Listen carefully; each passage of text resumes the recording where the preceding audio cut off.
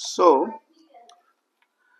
today we are going to learn what is accounting, what is the objective of accounting, what is the accounting process. So, let's learn the definition which is given by the American Institute of Certified Public Accountant.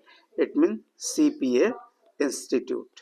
So, what they are saying that a art of recording, classifying, summarizing in a significant manner or in and in term of money, transactions and event which in part at least of the financial character and interpreting the result thereof.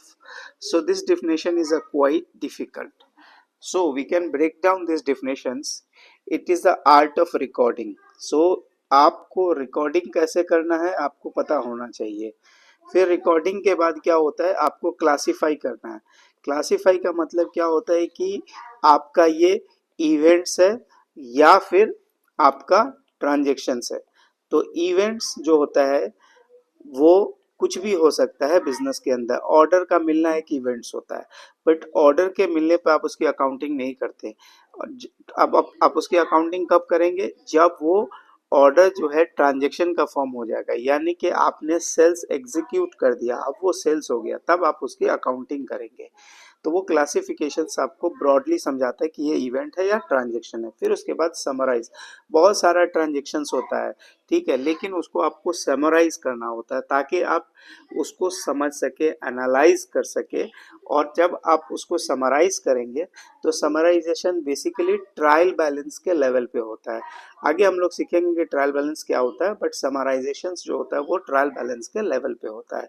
जब ये सारा चीज हो गया, ठीक है, तो उससे आप क्या करेंगे, आप एक फिनेंशियल्स रिपोर्ट बनाएंगे और उससे जो रिजल्ट्स आएगा, चाहे वो प्रॉफिट आए या लॉस आए, आप उसको क्या करेंगे, स्टेक होल्डर को कम्युनिकेट करेंगे और उसको इंटरप्रेट करेंगे, यानी उसे आप समझाएंगे. ठीक है, तो ये एक डिफिनेशन है अकाउंटिंग का. तो हम इसको ऐसे सिंप्लीफाई कर सकते हैं कि it is a art of recording, classifying, summarising and communicating the results and communicating and interpreting the results. ठीक है, और ये रिजल्ट्स किसको कम्युनिकेट करना है, आपको स्टेक होल्डर्स को कम्युनिकेट करना है. स्टेक होल्डर्स कौन हो सकते हैं, वो इंटरनल्स हो सकते हैं या एक्सटर्नल्स हो सकते हैं. ठीक है, तो इंटरनल्स के अंदर में क्या होता है, बिजनेस के ओनर होंगे, ठीक है, एम्प्लॉय होगी, मैनेजर्स होंगे, उसके बाद जो है इन्वेस्टर्स होंगे. तो ये सारे के सारे इंटरनल हैं. एक्सटर्नल कौन होगा, एक्सटर्नल बैंक्स हो सकता है, उसके बाद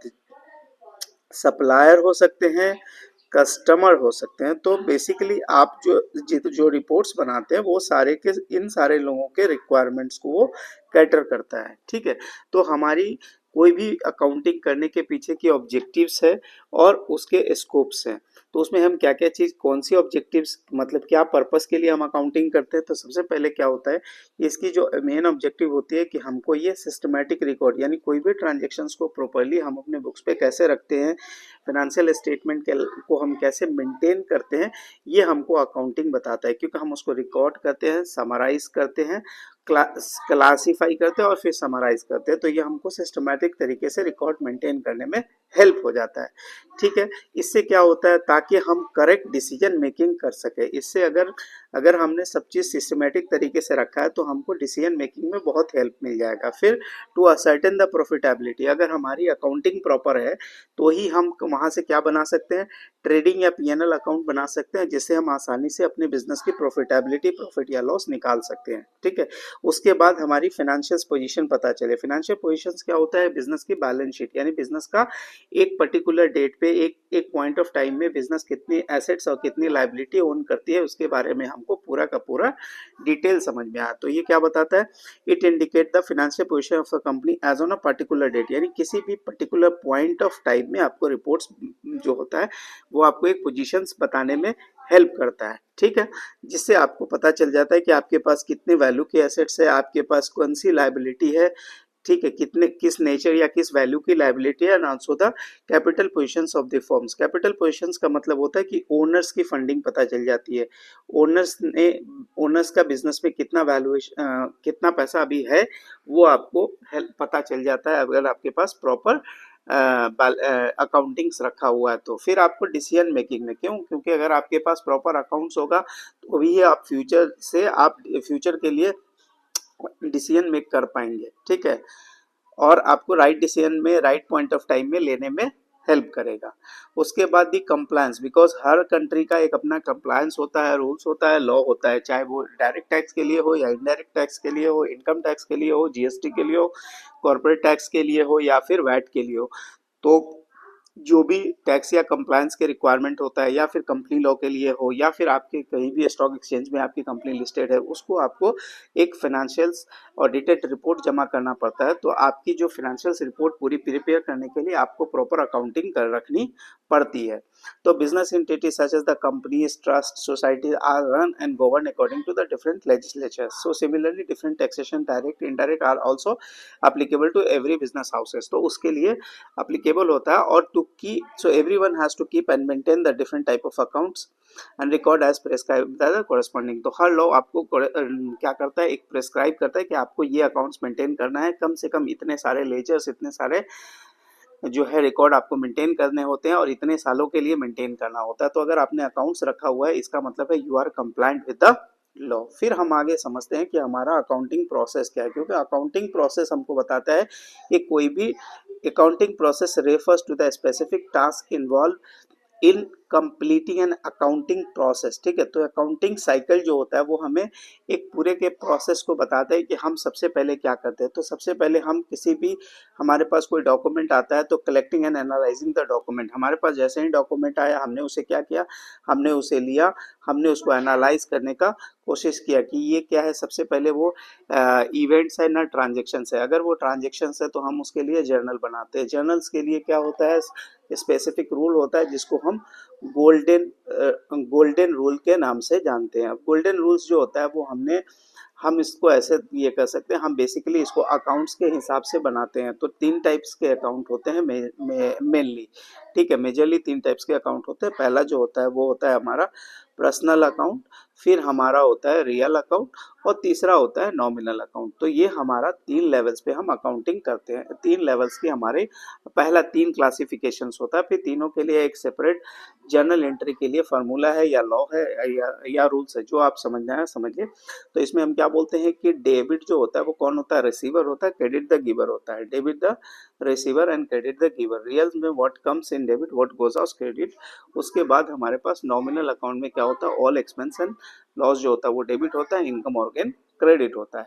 पर अभी हम वो सारे चीज लेटर स्टेज में डिस्कस करेंगे। तो सबसे पहले हम अकाउंटिंग प्रोसेस को समझते हैं। तो प्रोसेस क्या बताता है कि हमने सबसे पहले आइडेंटिफाई कर लिया, डॉक्यूमेंट ले लिया, वो ट्रांजेक्शन है या फिर इवेंट्स है, हमने आइडेंटिफाई कर लिया, फिर मैंने उसे जर्नल बना लिया। जर्नल से क्या होता है, फिर वो लेजर में पोस्ट कर लिया। लेजर में क्या होता है कि हम एक तरह से, ये क्लासिफिकेशन टूल्स है, ये क्या एक तरह की क्लासिफिकेशन टूल्स है कि हर जो नेचर ऑफ खर्चा होता है उसके हिसाब से हम उसका एक सेपरेट लेजर मेंटेन करते हैं, और उसके बाद हमें एक समराइजेशन होता है। तो बेसिकली ये रिकॉर्डिंग के रिक्वायरमेंट को फुलफिल करता है, ये रिकॉर्डिंग रिक्वायरमेंट को फुलफिल करता है, और ये हमारा समराइजेशंस को क्लासिफिकेशंस के रिक्वायरमेंट को फुलफिल करता है, ये क्लासिफिकेशंस की, और ये हमारे समराइजेशंस के रिक्वायरमेंट को फुलफिल करता है। अब हमारे पास क्या होता है, कुछ सर्चे होते हैं जिनको हम अपफ्रंट पे किए होते हैं, तो उसका बेनिफिट जो होता है ओवर द पीरियड मिलता होता है, ठीक है। उसके लिए हमें कंसेप्ट और कन्वेंशन पता होना चाहिए। तो कुछ एंट्रीज होते हैं जिसके लिए हमें एडजस्टमेंट एंट्री करनी पड़ती है, ठीक है। जैसे हमने प्रीपेड एक्सपेंसेस रखा होता है जिसका benefit more than 1 accounting year होता है, तो हम उसके सर्टेन पोर्शंस को हम क्या करते हैं, डेफर कर देते हैं। तो वो सारी चीज को हम अक्रूवल्स या एडजस्टमेंट एंट्रीज में उसको हम लिखते हैं। फिर जब हमने एडजस्टमेंट एंट्री मारने के बाद फिर हम एक एडजस्टेड ट्रायल बैलेंस निकालते हैं, उसके बाद हम एक फाइनेंशियल स्टेटमेंट बनाते हैं। तो जब फाइनेंशियल स्टेटमेंट बनाते हैं इसका मतलब हम यहाँ पे पीएनएल, बैलेंस शीट, और हम statement of change on equity बनाते हैं, कैश फ्लो बनाते हैं, ये सारी की सारी हम चीज़ें बनाते हैं, और एक कॉम्प्रिहेंसिव इनकम स्टेटमेंट बनाते हैं, तो ये सारे का सारा प्रोसेस कंप्लीट होता है। फिर हम ये साल का बुक्स को क्या कर देते हैं, क्लोज कर देते हैं। पोस्टिंग, क्लोजिंग एंट्री, हम सारे के सारे जो भी हमारे जो एक्सपेंस थे उसको हम पीएनएल में ले जाके क्लोज कर देते हैं, और पीएनएल के भी जो बैलेंसेस होते हैं उसको हम इक्विटी के साथ रिटेन्ड अर्निंग या रिजर्व्स के साथ हम उसको क्लोज कर देते हैं, और फिर हम एक पोस्ट ट्रायल बैलेंस बना के हम अपना पोस्ट क्लोजिंग ट्रायल बैलेंस बना देते हैं, जो कि हमारे न्यू ईयर के लिए वो क्या ओपनिंग ट्रायल बैलेंस होता है, जिसके अंदर सिर्फ एसेट और लायबिलिटी बचता है। सारे नॉमिनल अकाउंट जो होते हैं वो साल के अंदर में क्लोज हो जाते हैं। जब हमारी ये पूरी चीज़ें जब खत्म हो जाती है, हमारा नए से अकाउंटिंग ईयर्स के लिए जब हम अभी जो ट्रायल बैलेंस को हमने क्लोज किया था वो नए अकाउंटिंग ईयर्स के लिए हमारे पास एक अवेलेबल ओपनिंग ट्रायल बैलेंस होता है। फिर हम कुछ कॉन्सेप्ट्स के बारे में जानेंगे। हमारे को अकाउंटिंग करने के लिए कुछ कॉन्सेप्ट्स का जानना बहुत जरूरी होता है, जिससे बिजनेस एंटिटीज कॉन्सेप्ट। तो बिजनेस एंटिटी कॉन्सेप्ट क्या होता है, ये बताता है कि बिजनेस और बिजनेसमैन जो होते हैं वो एक्चुअल में दो आदमी होते हैं या दो इंडिविजुअल पर्सन होते हैं, तो दोनों को हम इंडिविजुअली जो है ट्रीट करते हैं, तो इसको हम बोलते हैं business entity. Money measure concept बताता है कि वही ट्रांजेक्शन्स को हम बिजनेस के अंदर रिकॉर्ड करेंगे जिसको हम मनी के वैल्यू में हम मेजर कर सके। फिर हमारा गोइंग कंसर्न बताता है कि एज्यूम करेंगे बिजनेस का जो होता है परपेचुअल सक्सेशन होता है, यानी एंडलेस लाइफ होती है, बट अगर बिजनेस को लगता है कि कोई फिनेंशियल क्राइसिस है या कोई प्रॉब्लम्स है, तो वो प्रॉब्लम्स को जो है, जो भी प्रॉब्लम्स है उसके हिसाब से अगर लग रहा है कि बिजनेस आगे सस्टेन नहीं करेगा, तो हमें गोइंग कंसर्न के ऊपर अपने नोट्स ऑन अकाउंट्स में डिस्क्लोज करना पड़ता है। फिर हमारे कॉस्ट कॉन्सेप्ट्स होते हैं, यानी कि हम जनरली कोई भी ट्रांजेक्शन्स को रिकॉर्ड करते हैं तो हिस्टोरिकली एट कॉस्ट पे करते हैं, बाद में हमें अकाउंटिंग स्टैंडर्ड जो होता है वो एडवाइस करता है कि उसको हमको रिवैल्यू करना है, यानी हम उसको फेयर वैल्यू पे दोबारा अकाउंटिंग कर सकते हैं या नहीं करते, वो हम आगे IFRS के जब हम डिस्कस करेंगे तो वी विल डिस्कस।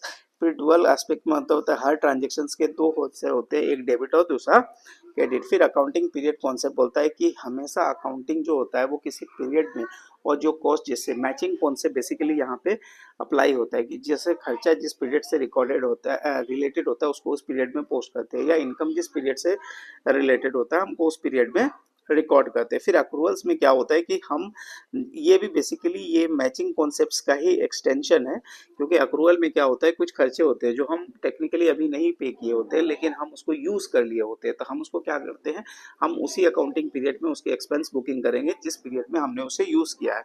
ठीक है। फिर ऑब्जेक्टिविटी एविडेंस कॉन्सेप्ट का मतलब होता है कि हम जो है जो भी अकाउंटिंग करेंगे बहुत ऑब्जेक्टिवली करेंगे, फेयर करेंगे, fair free from any biasness को मेंटेन करके करेंगे। ठीक है। तो आगे के कॉन्सेप्ट में हम जो है जर्नल के बारे में सीखेंगे कि जर्नल होता कैसे है, जर्नल की अकाउंटिंग, जर्नल के बेसिक रूल्स के बारे में हम सीखेंगे। ठीक है। तो हमारा कुछ कन्वेंशंस होते हैं, कन्वेंशंस हमको हेल्प करता है क्या, जैसे कन्वेंशन ऑफ कंसिस्टेंसी, जो चीज़ हमने एक बार फॉलो कर ली हमें क्या होता है, हमें same same principle same rules हमें क्या होते हैं सब्सिक्वेंटली भी फॉलो करने होते हैं। इससे क्या होता है कि हम इससे कंसिस्टेंट रिजल्ट प्रोड्यूस कर पाते हैं। फिर हमें डिस्क्लोज करना पड़ता है, क्योंकि बहुत सारे इन्फॉर्मेशंस होते हैं जहाँ पे हमारा एजम्पशंस होता है, हम बेस्ट जजमेंट यूज़ करते हैं, तो हमें नोट्स ऑन अकाउंट्स में उसको क्या करना पड़ता है, डिस्क्लोज करना पड़ता है, ताकि स्टेक होल्डर उसको आसानी से समझ सके।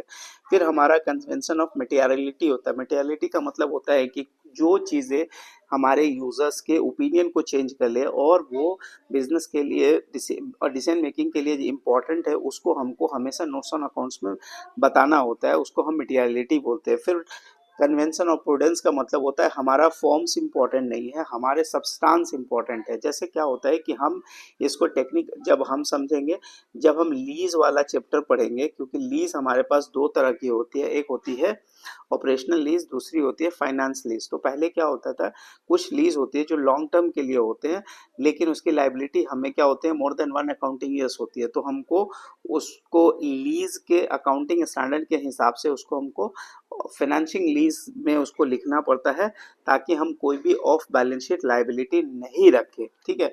तो ये भी जब हम IFRS 16 पढ़ते रहेंगे तो जाके हम इसको आपको एक्सप्लेन कर देंगे कि ये प्रूडेंस कैसे काम करता है when it comes to the reporting. ठीक है। तो यहाँ बोलता है कि for profits are not anticipated but provisions are loss to be provided at the policy of conservatism. तो ये प्रूडेंस बोलता है कि आप एक काम करो, प्रॉफिट अगर कुछ है तो नहीं, लेकिन लॉस को आप अभी से रिकॉर्ड करके रखो, ताकि आपकी जो है एटलीस्ट जो प्रॉफिटेबिलिटी है, जो आपके स्टेटमेंट्स है, जो आपके एफएस है, वो आपको करेक्ट से करेक्ट रिजल्ट दें। ठीक है। तो ये आपको प्रूडेंस जो है ये आपको हेल्प करता है आपके बुक्स को फाइनलाइज करते वक्त।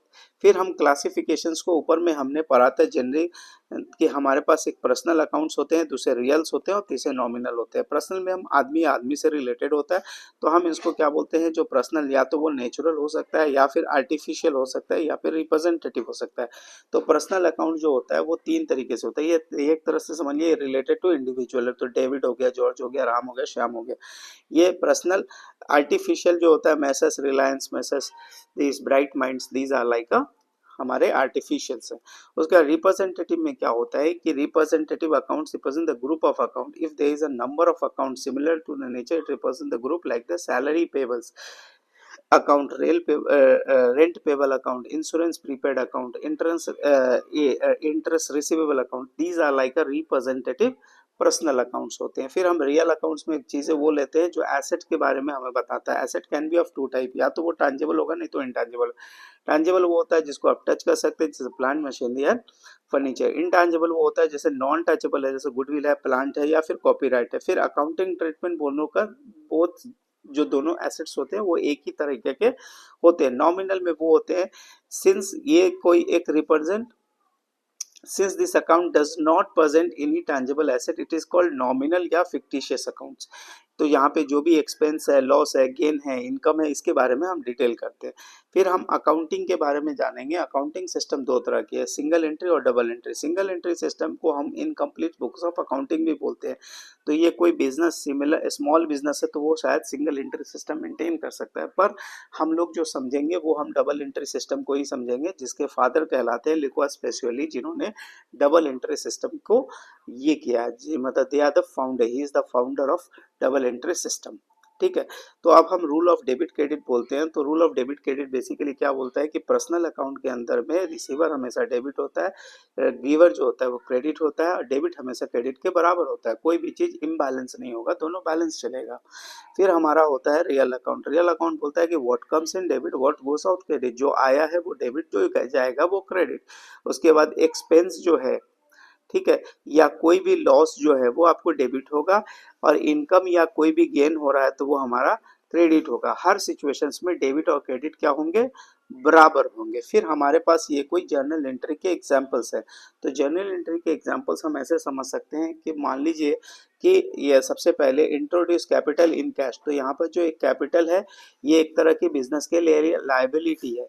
लाइबिलिटी जो होता है वो क्रेडिट होने से इंक्रीज होता है, और एसेट जो होता है वो डेबिट होने से इंक्रीज होता है। एसेट जो है डेबिट होने से इंक्रीज होता है। ठीक है। तो हमने क्या बोला कि इंट्रोड्यूस कैपिटल इन कैश। तो हमारे पास कैश है, कैश एक तरह से एसेट अकाउंट्स है, यानी कि वो रियल अकाउंट है। तो कैश आया तो डेबिट हो गया, और इसके अगेंस्ट लाइबिलिटी क्रिएट हुई जिसको हम पर्सनल बोलते हैं, क्रेडिट द गिवर। तो ओनर जो है वो हमारे गिवर है, इसीलिए उनको क्रेडिट कहा जाएगा। तो हमारे यहाँ कहा गया कि इंट्रोड्यूस कैपिटल अकाउंट, यानी कि हमने 50 इंट्रोड्यूस कैपिटल ऑफ 50,000, हमने 50,000 का कैपिटल इंट्रोड्यूस किया, यानी कि बिजनेस के अंदर कैश आया और कैपिटल बना। अब हम इसको बोलते हैं cash debit to capital. Cash आ गया और हमने लाइबिलिटी रिकॉर्ड कर ली। फिर उसके बाद दूसरा हुआ कि परचेज इन कैश, यानी हम कोई भी चीज जाके हम परचेज हमने कैश में कर लिया। इसका मतलब है हमारे पास इन्वेंटरी आई है। ठीक है। अगर हम इसको एसेट के फॉर्म में ले सकते हैं। दूसरा कि हम इसमें देखिए गुड्स परचेज, तो हमारे पास गुड्स परचेज हुआ यानी इन्वेंट्री आई, यानी कि रियल अकाउंट आया। तो इसका मतलब होता है इन्वेंट्री कम्स, तो डेबिट हो गया, और हमारे पास से पैसे गए। पैसे मतलब कैश जो है अगेन वो रियल अकाउंट है, जा रहा है तो वो क्रेडिट हो गया। फिर तीसरी है क्रेडिट के ऊपर बी से हमने खरीदा है कितने का, 25 का। तो यहाँ भी अगेन इन्वेंटरी आ रही है, तो हमारे पास परचेज रियल अकाउंट डेबिट है, लेकिन राम यहाँ पे जो है, सॉरी बी जो है वहाँ यहाँ पे देने वाला है, तो वो गिवर है, क्रेडिट द गिवर है, उसकी लाइबिलिटी है। और इवन ये लाइबिलिटी है, तो लाइबिलिटी क्या होता है, क्रेडिट होने से इंक्रीज होता है। तो हम यहाँ पर लाइबिलिटी को इस तरह रिकॉर्ड कर देंगे। फिर उसके बाद एक्सपेंस है, फ्रेट हमने कैश में पे किया, तो फ्रेट हमारे पास क्या है, नॉमिनल अकाउंट है। फ्रेट हमारे पास क्या है, नॉमिनल अकाउंट है। तो हमने बोला था डेबिट ऑल एक्सपेंसेस, तो नॉमिनल अकाउंट जब भी कोई खर्चा बढ़ेगा तो उसे हम डेबिट कर देंगे, और हमारे पास से कैश चला गया तो कैश आउट है जो कि रियल अकाउंट है, तो उसे हम क्रेडिट करेंगे। सेम प्रिंसिपल हम अप्लाई करेंगे good sold to B. B जो है मिस्टर सी, मिस्टर सी जो है हमारे पास, ये कौन है, हमारे पास मिस्टर सी जो है वो है हमारा पर्सनल अकाउंट, जो कि अभी हमारा रिसीवर है। रिसीवर है तो रिसीवर को हम डेबिट बोलते हैं, तो डेबिट द रिसीवर। फिर हमारे पास से क्या गया, सेल्स गया।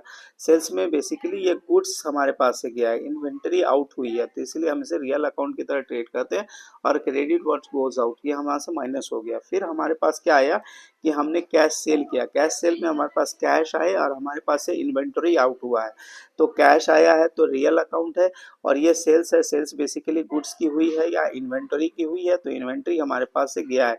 इसका मतलब what goes out, credit what goes out, तो सेम प्रिंसिपल अप्लाई होगा रियल अकाउंट का। फिर मैंने बोला परचेज कंप्यूटर, अब हमारे पास एसेट आया, तो परचेज हमने पास कंप्यूटर, कंप्यूटर क्या है, एक एसेट है, यानी वो रियल अकाउंट की बारे में बात है।